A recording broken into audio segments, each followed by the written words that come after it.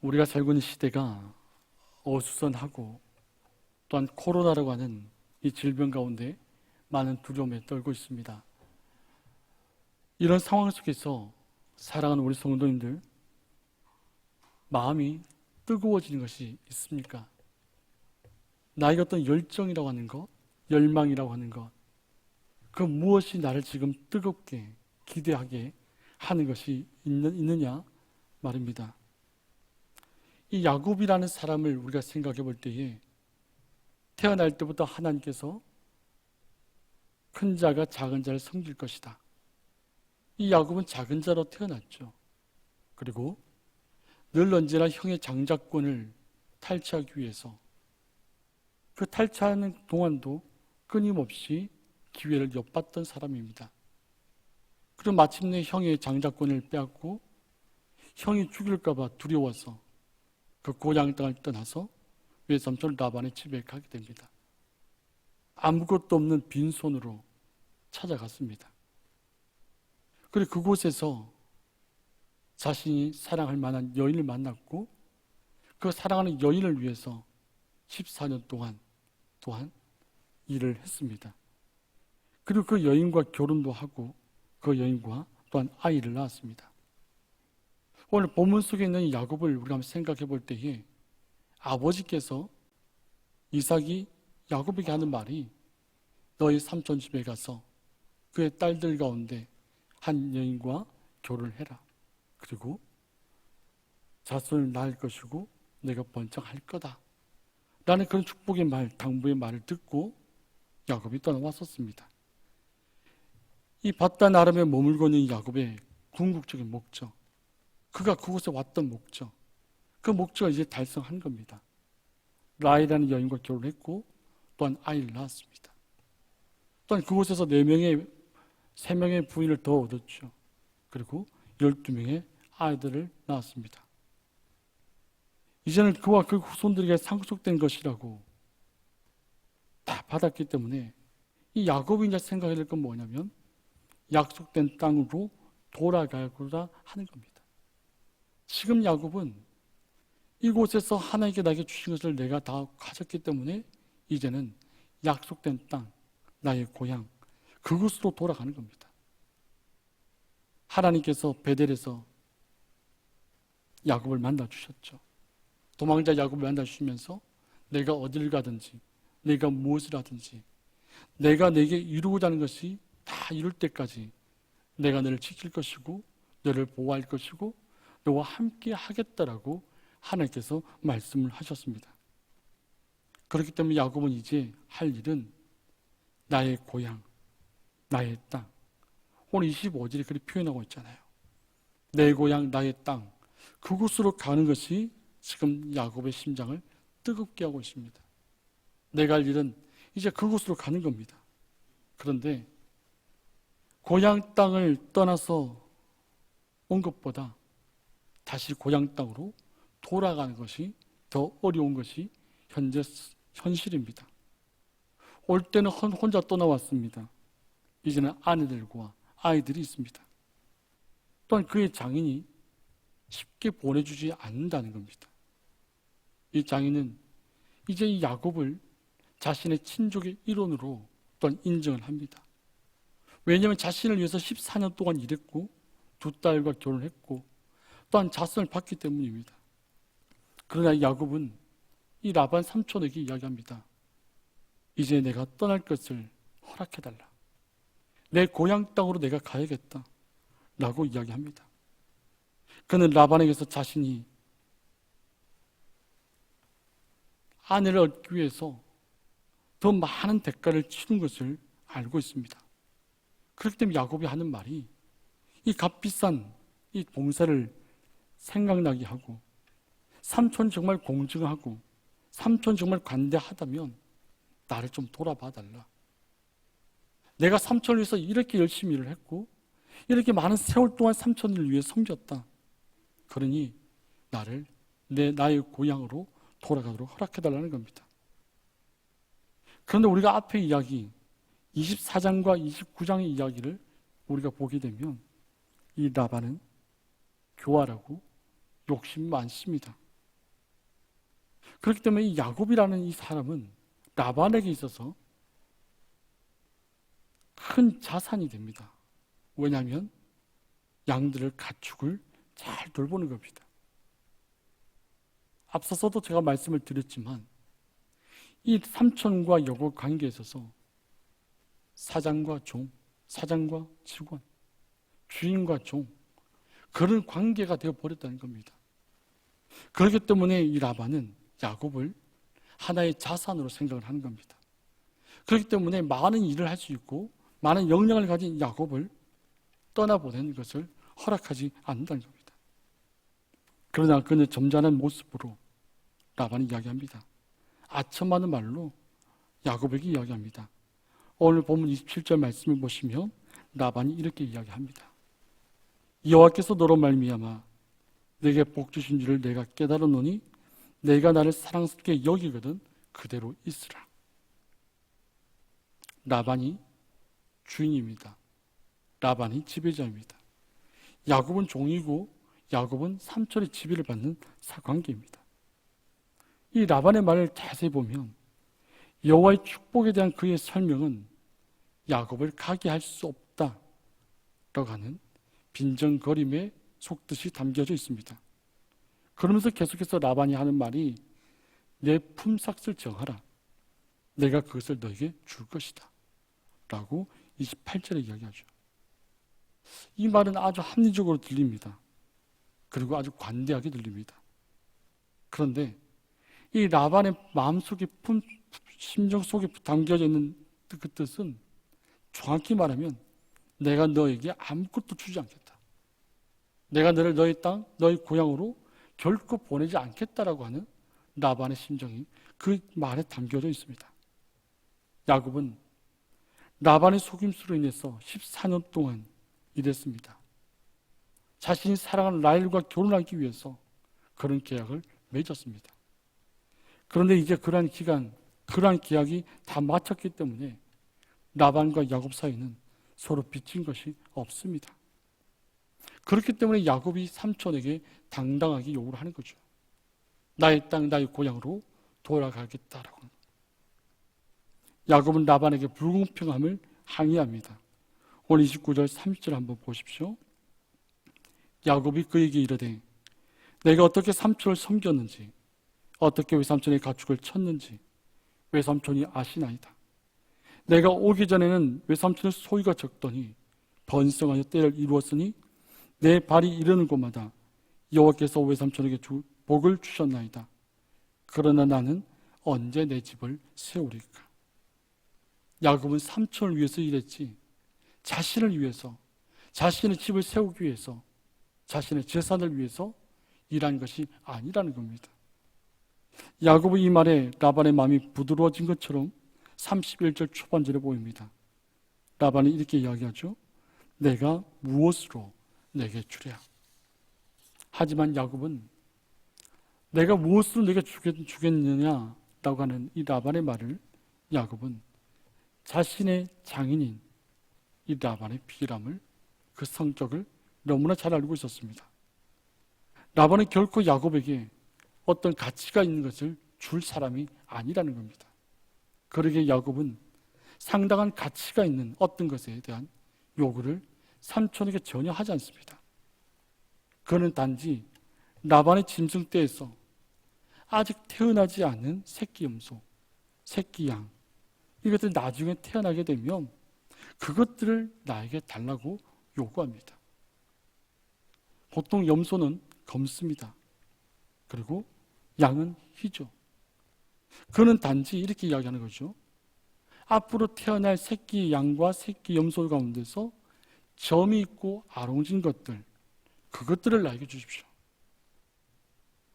그리고 특별히 처음에는 점이 있고 아롱진 짐승들은 모두 무리해서 제거한 상태에서 야곱이 시작하겠다고 합니다. 그렇기 때문에 라반의 입장에서 볼 때는 결코 손해보는 일이 없는 거죠. 그래서 오늘 본문 속에서 이야기하고 있지만 라반이 어때요?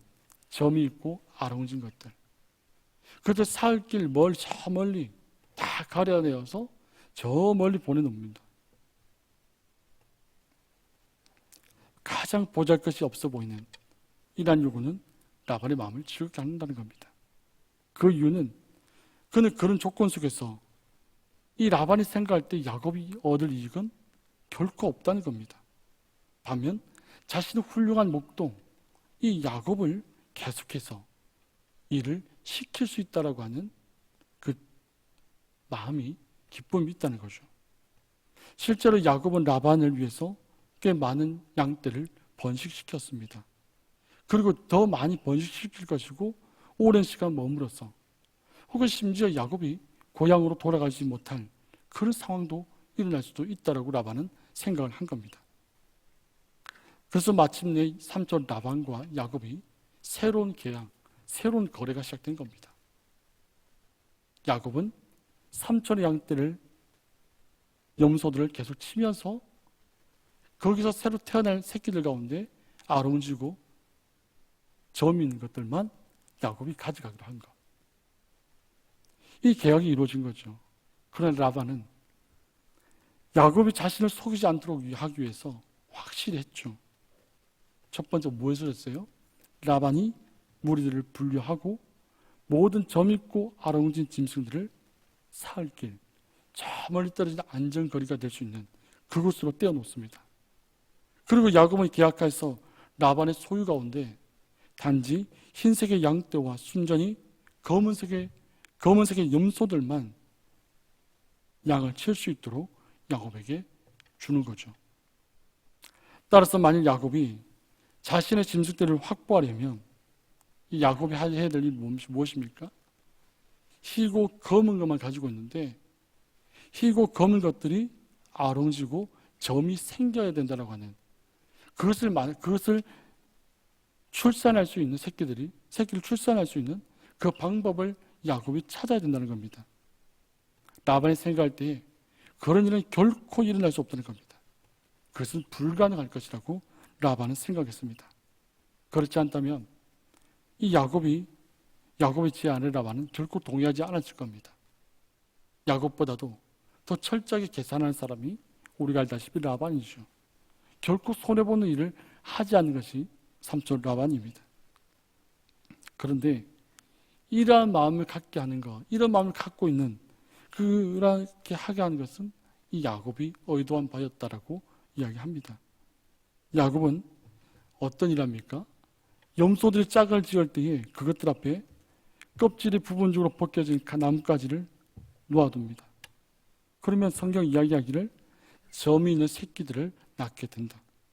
그리고 새끼 염소들은 그렇게 자신의 이제 새끼 염소들은 야곱의 것이 되는 거죠.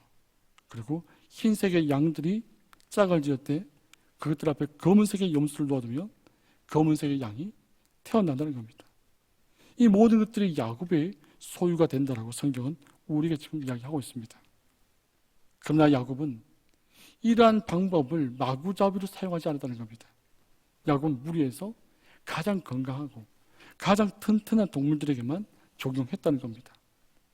이로 인해서 야곱이 소유하게 된 아롱지고 검은 그 양과 염소들은 삼촌의 것과는 더욱더 건강하고 튼실한 그런 것들만 가지게 되었다는 겁니다. 그래서 43절 말씀에 이렇게 이야기하죠. 이에 그 사람이 매우 번창하여 양떼와 노비와 약떼와 나귀가 많았다라고 이야기를 합니다.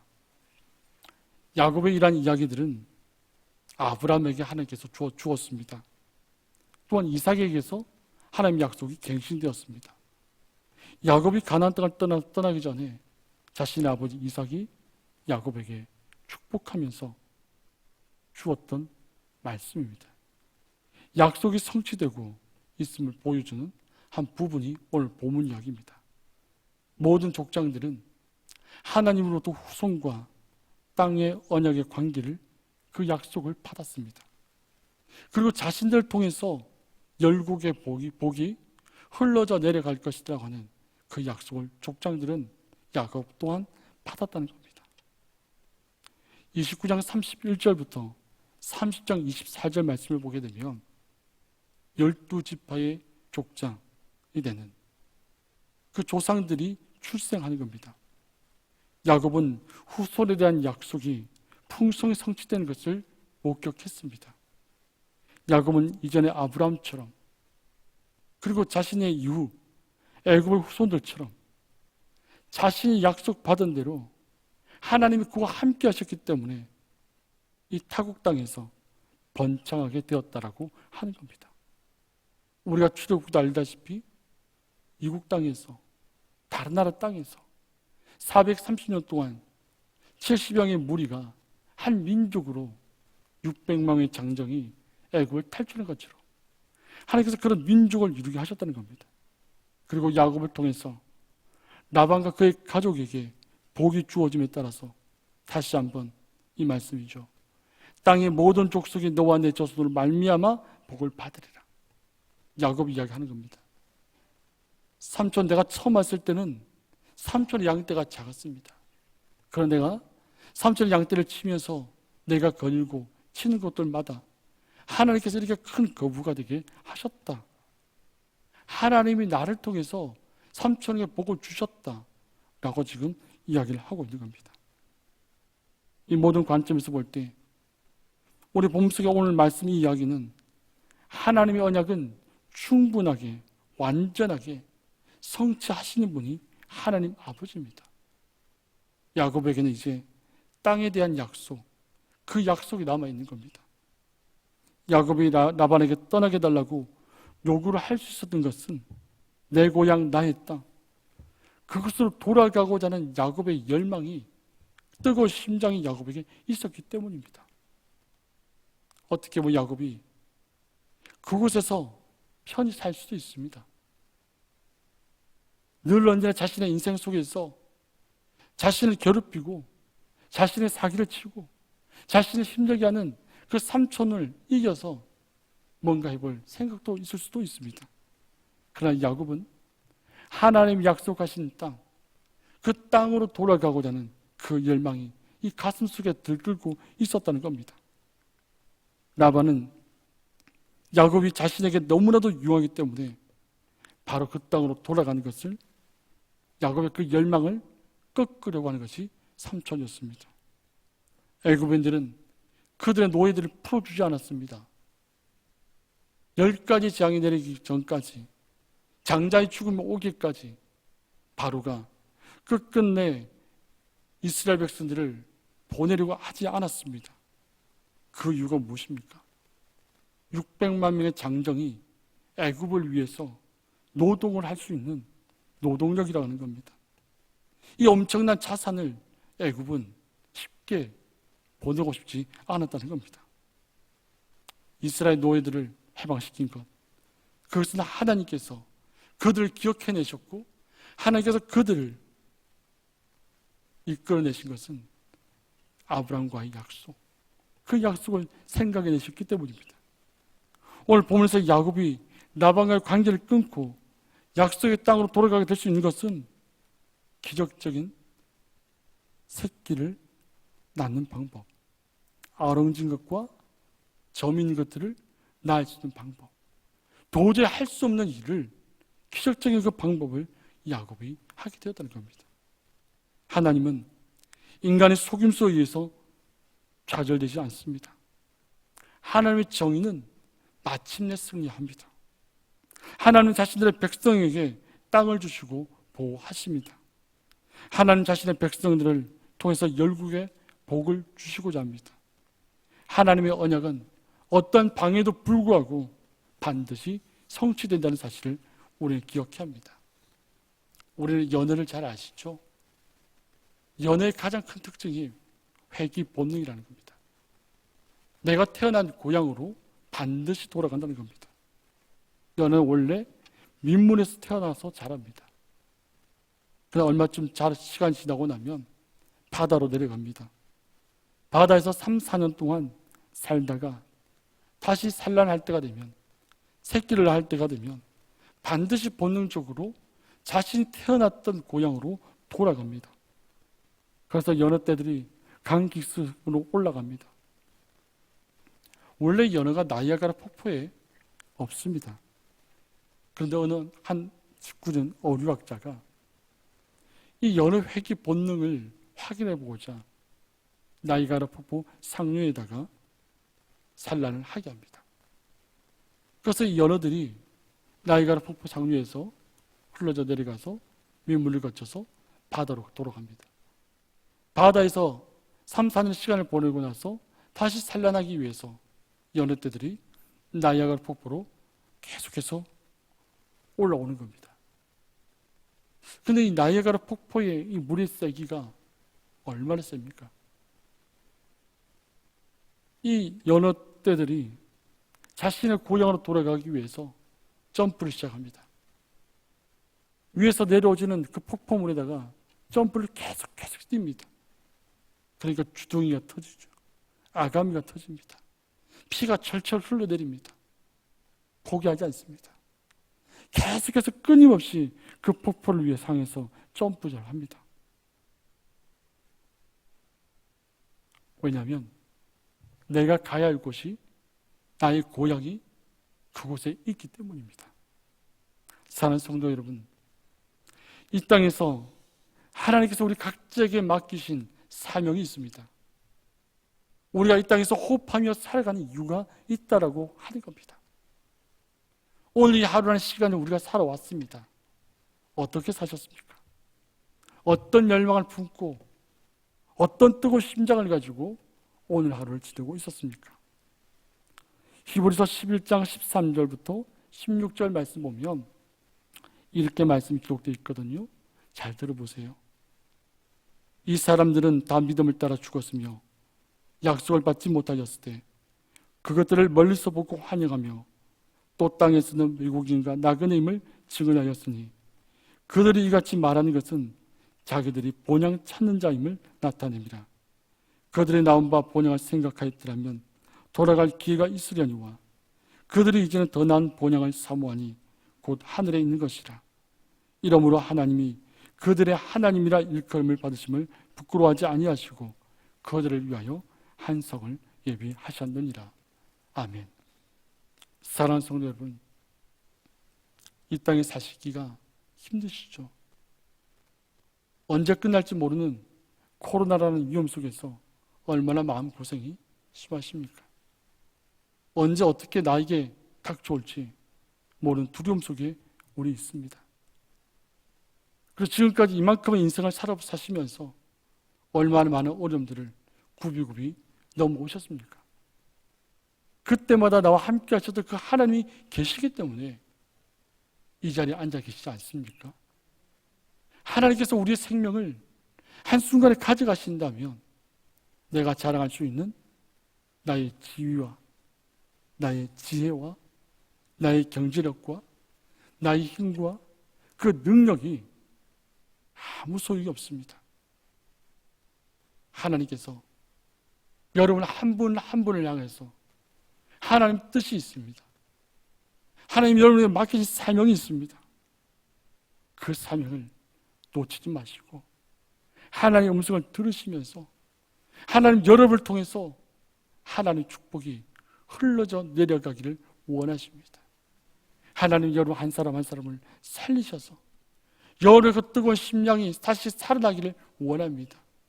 하나님 향한 사랑, 주를 향한 열정이 다시금 살아나기를 원하십니다. 어떤 분이 그런 말을 하더라고요. 하나님과 뜨거운 연애를 하라. 하나님과 연애를 하십시오. 하나님과 뜨거운 연애를 하십시오. 여러분의 심장이, 여러분의 심령이 차갑게 무뎌지고 딱딱하지 않게 뜨거운 심령으로 하나님을 연애하면서 하나님의 뜻을 따라서 하나님께서 우리를 부르시는 그 본향을 향해서 찾아가는 우리 모두가 되어지기를 주님으로 축복합니다. 기도하겠습니다. 참 좋으신 하나님 아버지, 이만큼 살아온 것도 하나님의 은혜임을 고백합니다. 오늘 이 자리에 앉아있는 것 또한 하나님의 도우심이요 하나님의 이끄심임을 고백합니다. 아버지 하나님, 나의 심령이 차갑고 무뎌지고 딱딱해지고 있음에도 불구하고 그것을 인식하지 못하고 깨닫지 못하는 두나미 우리에게 있다면 우리의 심령을 녹이시고 우리의 심령에 다시금 뜨거운 열망으로, 주를 향한 뜨거운 열망으로 솟구쳐 오를 수 있도록 도와주시옵소서. 연약한 우리를 사랑하시고 우리를 부르시고 예수 그리스도를 믿게 하시고 주님을 닮게 하시고 다시 오실 주님을 기다릴 때에 영화의 옷을 입혀주시는 그 하나님을 소망하며 오늘 하루도 교만하지 않고 겸손하고 순종하며 살아가는 우리가 되게 하여 주시옵소서. 우리를 사랑하시고 구원하시는 예수님 이름으로 기도합니다. 아멘.